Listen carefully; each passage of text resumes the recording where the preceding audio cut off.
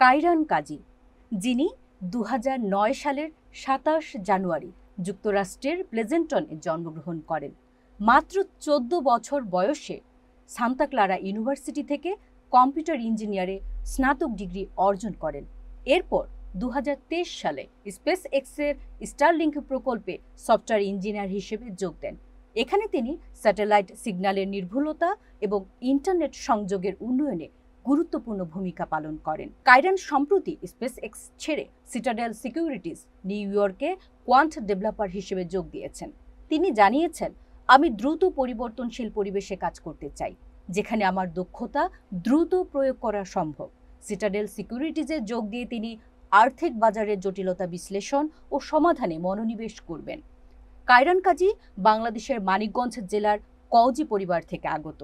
তার বাবা মুস্তাহিদ কওজি একজন রসায়ন প্রকৌশলী এবং মা জুলিয়া কওজি ওয়াল স্ট্রিটের একজন নির্বাহী। তাদের উৎসাহ ও সমর্থনে কায়রান তার প্রতিভার স্বীকৃতি দিয়েছেন। কায়রান কাজীর এই যাত্রা প্রমাণ করে যে বয়স কেবল একটি সংখ্যা। তার প্রতিভা, পরিশ্রম ও দৃঢ় সংকল্প তাকে বিশ্বের শীর্ষস্থানীয় প্রতিষ্ঠানগুলোর দরজায় পৌঁছে দিয়েছে। তিনি আমাদের প্রমাণ করেছেন যে সঠিক দিক নির্দেশনা ও সমর্থন পেলে যে কেউ তার স্বপ্ন পূরণ করতে সক্ষম। জাগরণী টিভির পক্ষ থেকে কায়রান কাজীর ভবিষ্যৎ যাত্রার জন্য রইল শুভকামনা। তার এই অনুপ্রেরণামূলক গল্প আমাদের সকলকে আরও উচ্চতায় পৌঁছানোর প্রেরণা যোগাবে। Mushfika Alam, news desk, Jagorani TV.